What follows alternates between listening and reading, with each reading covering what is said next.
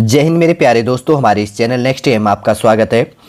Delhi police के लिए यहाँ पर लगभग 7,547 पोस्टों के लिए रिक्रूटमेंट 1 अगस्त 2023 को कर दिया गया है।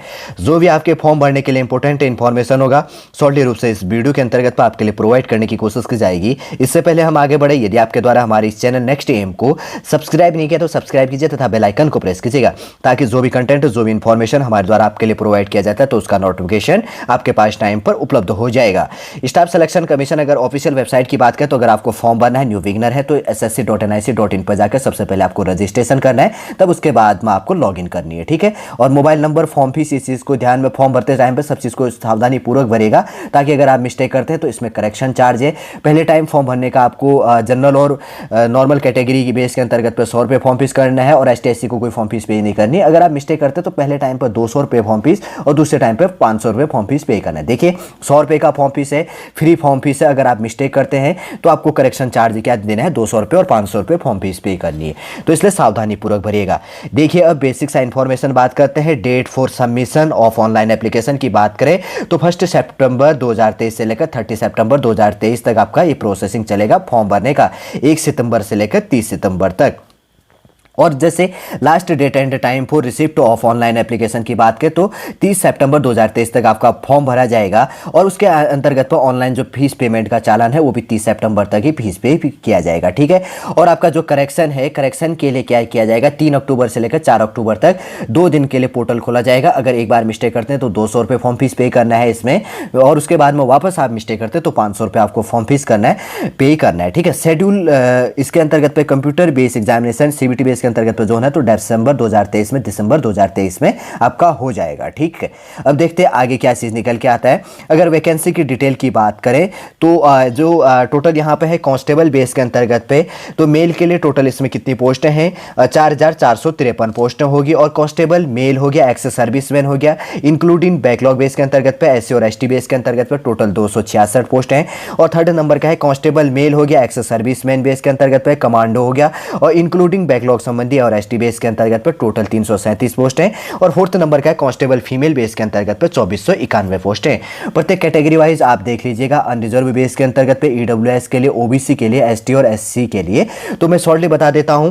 टोटल जो वैकेंसी है इसके अंतर्गत पे अनरिजर्व की 4,555 पोस्टें हैं, EWS की 810 पोस्ट है, OBC की 429 पोस्ट है और SC का 1301 पोस्ट है और ST का 452 पोस्ट है। तो टोटल वैकेंसी की बात करें तो कितनी होगी यहाँ पर, 7,547 पोस्ट है, ठीक है। आप जिस कैटेगरी से हैं उसका देख सकते हैं जिसके लिए आप इसमें इलिजिबल है, ठीक है। अब देखते हैं और क्या चीज़ यहाँ पर निकल के आता है। जैसे अलग अलग कैटेगरी बेस के अंतर्गत पे जैसे एज लिमिट की बात करें तो आपका मिनिमम एज लिमिट 18 साल और मैक्सिमम एज लिमिट आपकी क्या होनी चाहिए, जैसे कि यहाँ पर लिखा गया 25 होना चाहिए। 1/7/2023 के बेस में आपका होना चाहिए। और आपका डेट ऑफ बर्थ की बात करें तो अब आप कंफ्यूजन मत होना, 2/7/1998 से लेकर आपका डेट ऑफ बर्थ 1/7/2005 के बीच में होना चाहिए, तब आप इस फॉर्म भरने के लिए इलिजिबल हैं। अलग अलग कैटेगरी के लिए जैसे ST/SC को 5 ईयर्स का, OBC को 3 ईयर्स का, एटसेट्रा कैटेगरी वाइज में जो इसके अंतर्गत पे एज छूट दी जाती है, ये चीज़ भी आपको ध्यान में रखना, पढ़ लीजिएगा, ठीक है।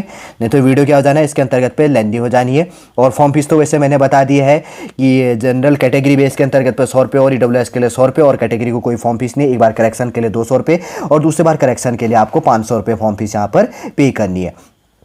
देखिए इसेंशियल क्वालिफिकेशन काफ़ी इंपॉर्टेंट हो जाता है, जैसे कि यहाँ पर लिखा गया है जैसे 10th + 2 होना चाहिए सीनियर सेकेंडरी बेस के अंतर्गत पे, passing from recognised board base के अंतर्गत पे, educational qualification in flexible base के अंतर्गत पे up to 10th pass for the colour, ठीक है। ये चीज़ भी आपको ध्यान में रखनी है। 10th + 2 होनी चाहिए आप सीनियर सेकेंडरी बेस के अंतर्गत पे। और जहाँ पर अगर ड्राइविंग बेस के लिए लाइसेंस मांगा गया है, कहीं पर वैकेंसी है तो आपके पास में ड्राइविंग लाइसेंस होनी चाहिए, नहीं तो और वीडियो बढ़ के बहुत लेंदी हो जाएगा, ठीक है। जैसे किसी अंतर्गत पे NCC सर्टिफिकेट बेस के अंतर्गत पे तो C है तो 5%, B है तो 3% और A है तो 2% का यहाँ पर प्लस मार्क्स दिए जाते हैं। और वो चीज़ भी आपको क्या करनी है इसके अंतर्गत पे ध्यान में रखना है, ठीक है। समझ गए होंगे आप शॉर्टेड रूप से, क्योंकि ये बेसिक सा इन्फॉर्मेशन है जानने के लिए और उतना है नहीं, ठीक है। मैं वही बात कर रहा हूँ जो आपके फॉर्म भरने के लिए इंपॉर्टेंट है। आपका जो नियरेस्ट स्टेट है, नियरेस्ट स्टेट के अंतर्गत पे नियरेस्ट जो सिटी है तो उसमें आपका एग्जाम सेंटर आ जाना है। ये चीज़ भी आपको क्या करनी है, ध्यान में रखना है। देखिए जैसे आपका एग्जाम सिलेबस है न्यू बिगिनरों के आपको बता दूं मैं, जनरल नॉलेज और करंट अफेयर संबंधी 50 क्वेश्चन 50 मार्क्स का है, और रीजनिंग का 25 क्वेश्चन 25 मार्क्स का, और न्यूमेरिकल एबिलिटीज बेस के अंतर्गत 50 क्वेश्चन 50 मार्क्स का, और कंप्यूटर फंडामेंटल हो गया, MS एक्सेल हो गया, MS वर्ड हो गया, और इसके अंतर्गत कम्युनिकेशन संबंधी और इंटरनेट संबंधी, वर्ल्ड वाइड वेब संबंधी और वेब ब्राउजर संबंधी है। 10 क्वेश्चन 10 मार्क्स का 90 मिनट के अंतर्गत आपको सॉल्व करनी है। 0.25 मार्क्स आपका इसके अंतर्गत माइनस मार्किंग भी होगा, ये चीज़ भी आपको क्या करनी है, ध्यान में रखना है, ठीक है। देखिए फिजिकल जो टेस्ट होना है तो इसके अंतर्गत अगर आपका एज अप टू 30 से ऊपर है तो आपको 1600 मीटर 6 मिनट में दौड़नी है। अगर आपका एज क्या है एबव 30 से लेकर 40 के बीच में है तो 7 मिनट, और एबव 40 से ऊपर है तो 8 मिनट के अंतर्गत पे 1600 मीटर रेस पूरी करनी है। लॉन्ग जंप की बात करें तो आपका अप टू 30 ईयर्स बेस है तो 14 फीट हो गया, और हाई जंप क्या है 39 बेस है, और एबव 30 टू 40 ईयर्स आपका बेस है तो लॉन्ग जंप 30 फीट हो गया, और हाई जंप 36 है, और एबव 40 ईयर्स की बात करें तो आपका लॉन्ग जंप 12 फीट हो गया, और हाई जंप की बात करें तो 33 बेस है, ठीक है, मेल के लिए। अब इसी के अंतर्गत पे फीमेल के लिए अगर बात करें और क्या चीज़ दिया गया है, थोड़ा सा ये चीज़ भी दिया गया, ठीक है, जैसे कि यहाँ पर कहा गया कि और क्राइटेरिया बेस के अंतर्गत पे एज में छूट दी जाती है। जैसे चेस्ट की माप करें तो मेल के अंतर्गत पे बिना फ्लाई 81 सेंटीमीटर, फलाने के बाद में 85 सेंटीमीटर होना चाहिए, +5 चलता है, ठीक है, थोड़ा सा यहाँ पर छूट दी जाती है, वो चीज़ भी आप पढ़ लेना। और फीमेल कैटेगरी के लिए बात करें तो अगर एज अप टू 30 ईयर है तो 1600 मीटर रेस 8 मिनट में पूरा करना है, और लॉन्ग जंप 10 फीट है, और हाई जंप 3, और एबव है अगर आपका एज फीमेल कैटेगरी बेस में 30 से 40 बेस में तो रेस है 1600 मीटर के अंतर्गत तो 9 मिनट में पूरी करनी है, लॉन्ग जंप 9 फीट हो गया, और हाई जंप 29 है। और अगर एज आपकी एबव है 40 से ऊपर एज है तो आपको 1600 मीटर रेस 10 मिनट में पूरी करनी है, लॉन्ग जंप आपका 8 फीट हो गया, और हाई जंप क्या है 26 से है, ठीक है,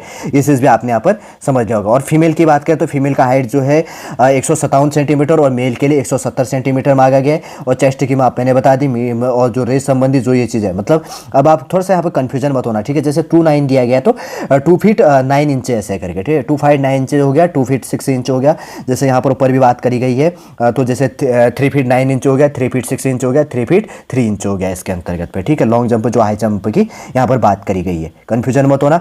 और फीमेल के लिए 157 सेंटीमीटर, और मेल के लिए 170 सेंटीमीटर आपके यहाँ पर हाइट होनी चाहिए, ठीक है। मेडिकल एब्स्ट्रैक्ट बहुत चीज़ें टेस्ट होती है वो आप जानते हैं, और आईडी प्रूफ बेस के अंतर्गत पे। वैसे तो जो इंपॉर्टेंटली रूप से आपके फॉर्म भरने के लिए था, अगर बात करूँ तो सबसे पहले कितनी वैकेंसी है, कब से कब तक आप फॉर्म भर सकते हैं, फॉर्म फीस आपका क्या होगा, एज लिमिट आपकी क्या होगा, इसेंशियल क्वालिफिकेशन क्या होगा, मेल के लिए कितनी वैकेंसी है, फीमेल के लिए क्या है, और जो इसके अंतर्गत फिजिकल क्वालिफिकेशन क्या होनी चाहिए, एलिजिबिलिटी क्राइटेरिया जो बता गया। तो sorry high jump, long jump और रेस मेल और फीमेल के लिए कहाँ पर क्या चीज़ें मांगी गई है वो हमने यहाँ पर सॉर्टली रूप से डिस्कस किया, और लास्ट में थोड़ा सा सिलेबस बेस में मैंने प्रोवाइड कर दिया कि न्यू बिगिनरों के लिए कि कैसे इसका एग्जामिनर क्वेश्चन पूछता है। चलिए दोस्तों समझ गए होंगे जो 1 अगस्त 2023 को स्टाफ सिलेक्शन कमीशन बेस के अंतर्गत पे दिल्ली कांस्टेबल बेस के लिए जो यहाँ पर रिक्रूटमेंट अपडेट किया गया है 7547 पोस्टों के लिए, जो भी आपके फॉर्म भरने के लिए इंपॉर्टेंट इन्फॉर्मेशन था सॉर्टली रूप से इस वीडियो के अंतर्गत पे प्रोवाइड कर दिया गया है। उम्मीद करूंगा दोस्तों इन्फॉर्मेशन आप सॉर्टली रूप से समझ गए होंगे। यदि आज का इन्फॉर्मेशन आपको अच्छा लगता है लाइक कीजिए, कमेंट कीजिए, और हमारे इस चैनल नेक्स्ट टाइम को